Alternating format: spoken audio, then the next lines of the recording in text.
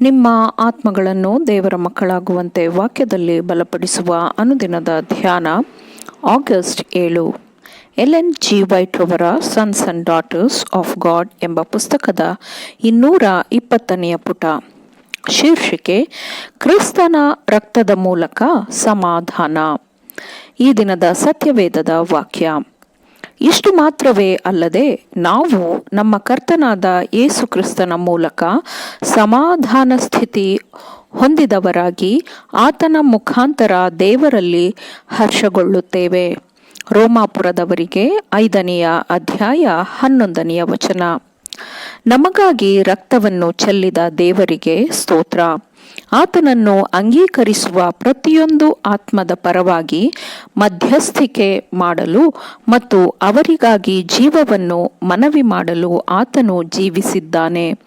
ನಮ್ಮ ಪಾಪಗಳನ್ನು ಒಪ್ಪಿಕೊಂಡು ಅರಿಕೆ ಮಾಡಿದರೆ ಆತನು ನಂಬಿಗಸ್ತನೂ ನೀತಿವಂತನೂ ಆಗಿರುವುದರಿಂದ ನಮ್ಮ ಪಾಪಗಳನ್ನು ಕ್ಷಮಿಸಿಬಿಟ್ಟು ಸಕಲ ಅನೀತಿಯನ್ನು ಪರಿಹರಿಸಿ ನಮ್ಮನ್ನು ಶುದ್ಧಿ ಮಾಡುವನು ಎಂದು ವಾಕ್ಯವು ಹೇಳುತ್ತದೆ. ಯೇಸು ಕ್ರಿಸ್ತನ ರಕ್ತವು ನಮ್ಮನ್ನು ಎಲ್ಲಾ ಪಾಪಗಳಿಂದ ಶುದ್ಧೀಕರಿಸುತ್ತದೆ. ಯೇಸು ಕ್ರಿಸ್ತನ ರಕ್ತದ ಸಾಮರ್ಥ್ಯವನ್ನು ಯಾವಾಗಲೂ ನಾವು ನಮ್ಮ ಮುಂದೆ ಇರಿಸಿಕೊಳ್ಳಬೇಕು. ಜೀವವುಳ್ಳ ನಂಬಿಕೆಯಿಂದ ಪಡೆದುಕೊಂಡ ಆ ಜೀವ ಶುದ್ಧೀಕರಣ ಜೀವ ಪೋಷಕ ರಕ್ತವು ನಮ್ಮ ನಿರೀಕ್ಷೆಯಾಗಿದೆ. ನಾವು ಕ್ರಿಸ್ತನ ರಕ್ತದ ಅತ್ಯಮೂಲ್ಯವಾದ ಮೌಲ್ಯವನ್ನು ಗ್ರಹಿಸಿಕೊಳ್ಳುವ ಶಿಕ್ಷಣಕ್ಕೆ ನಮ್ಮನ್ನು ನಾವು ಒಳಪಡಿಸಬೇಕು.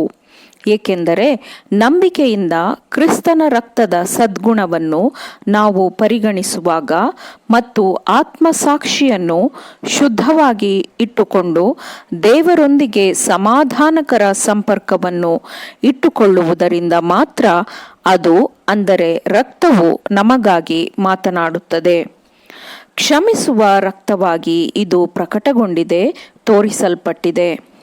ಇದು ನಮ್ಮ ವಿಮೋಚಕನ ಪುನರುತ್ಥಾನ ಮತ್ತು ಜೀವನದೊಂದಿಗೆ ಬೇರ್ಪಡಿಸಲಾಗದ ಸಂಪರ್ಕವನ್ನು ಹೊಂದಿದೆ.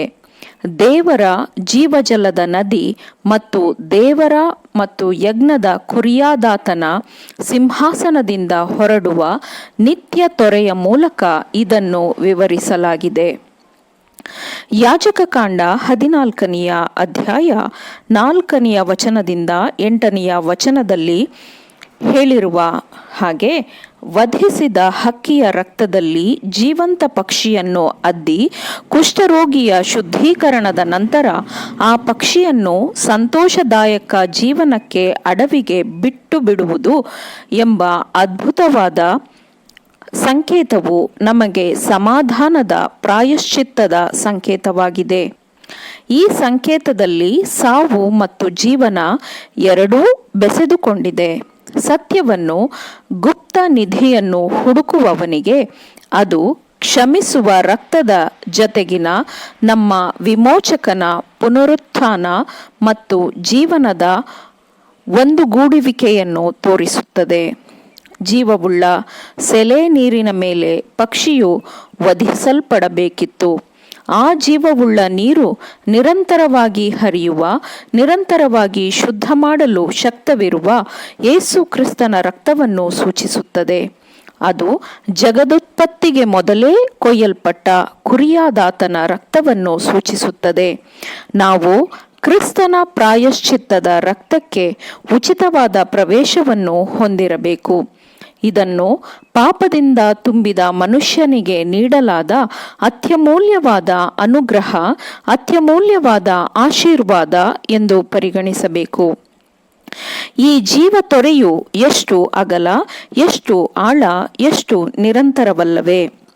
ಈ ತೊರೆಯಲ್ಲಿ ಪರಿಶುದ್ಧತೆಗೆಂದು ಬಾಯಾರಿರುವ ಪ್ರತಿಯೊಂದು ಆತ್ಮಕ್ಕೂ ವಿಶ್ರಾಂತಿ ಇದೆ, ಸಮಾಧಾನವಿದೆ, ಪವಿತ್ರಾತ್ಮನಿಂದ ಬರುವ ಚೈತನ್ಯವಿರುತ್ತದೆ. ಅದು ಮಾತ್ರವಲ್ಲ, ಪರಿಶುದ್ಧವಾದ ಸಂತೋಷದ ಸಮಾಧಾನದ ನಡಿಗೆಯೊಂದಿಗೆ ಕ್ರಿಸ್ತನೊಂದಿಗಿನ ಅಮೂಲ್ಯವಾದ ಸಂಬಂಧವಿರುತ್ತದೆ. ಆಮೇನ್. ದೇವರ ವಾಕ್ಯಗಳನ್ನು ಶ್ರದ್ಧೆಯಿಂದ ಆಲಿಸುವವರು, ಪಾಲಿಸುವವರು ಆಗಬೇಕೆಂದು ನಿಮ್ಮನ್ನು ಉತ್ತೇಜಿಸುತ್ತೇನೆ. ಪರಿಶುದ್ಧಾತ್ಮನ ಸಹಾಯದಿಂದ ಆಲಿಸಿದ ನಿಮ್ಮೆಲ್ಲರಿಗೂ ಧನ್ಯವಾದಗಳು.